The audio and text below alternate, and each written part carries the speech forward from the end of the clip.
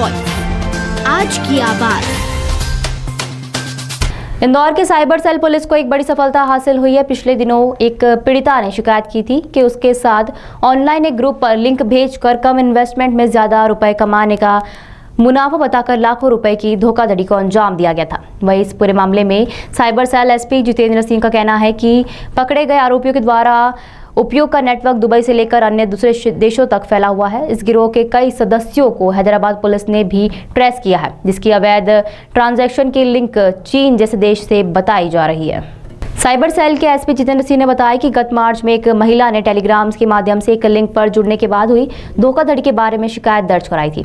महिला के साथ कुल 16,64,000 की ठगी हुई थी। इसमें से पुलिस ने पीड़िता को 3 लाख वापस भी करवा दिए गए हैं। शिकायत के आधार पर जांच पड़ताल की गई तो फरियादी के बैंक ट्रांजैक्शन के आधार पर टेलीग्राम की एक लिंक प्राप्त हुई। साइबर सेल टीम जैसे जैसे जांच में आगे बढ़ते गई, वैसे ही कई रोचक और महत्वपूर्ण जानकारियां टीम को मिलने लगी। इसी कड़ी में साइबर टीम ने गोविंद नेमाने को गिरफ्तार किया, जो 2017 तक देश के विभिन्न प्राइवेट बैंकों में मैनेजर के तौर पर काम कर चुका था।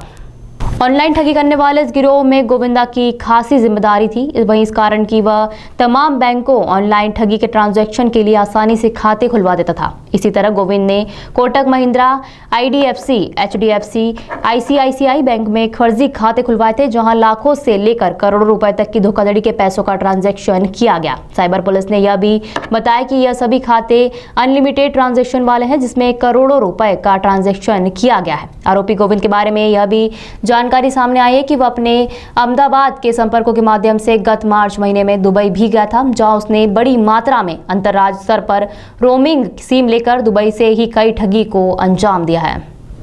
इसी मामले में साइबर सेल्स ने दूसरे आरोपी विजय होटवानी को भी गिरफ्तार किया है।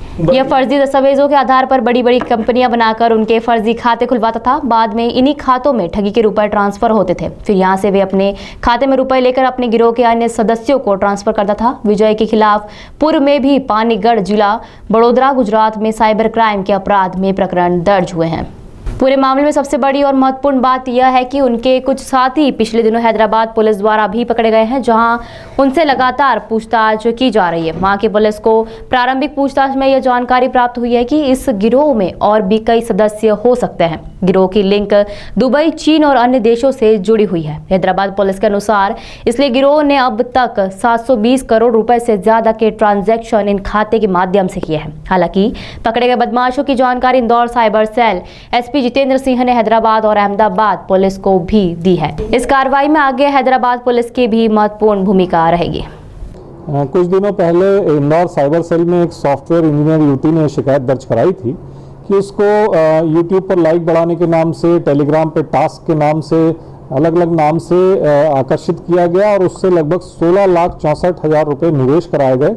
और जब वो निवेश की राशि जब उसको उसका ब्याज जो है सहित वापस मिलने वाली थी, तो उसने प्राप्त करने की कोशिश की तो वो उसमें असफल रही। उसके साथ एक आर्थिक धोखाधड़ी कारित की गई थी। इसी शिकायत को FIR में कन्वर्ट करके जब राज्य साइबर सेल की टीम ने विवेचना प्रारंभ की तो पाया कि इसमें कुछ खाते जो हैं अहमदाबाद के हैं और उन खाते में ये जो 16,64,000 रुपये की ठगी हुई थी उसकी अंश राशि गई है। उन्हीं खाता धारकों की, संदिग्ध खाता धारकों की पड़ताल की, कुछ संदिग्ध मोबाइल नंबरों की पड़ताल की तो एक आरोपी जिसका नाम विजय होतवानी है, जिसका नाम से वो करंट अकाउंट खोला गया था, उसको अहमदाबाद से पकड़ा गया।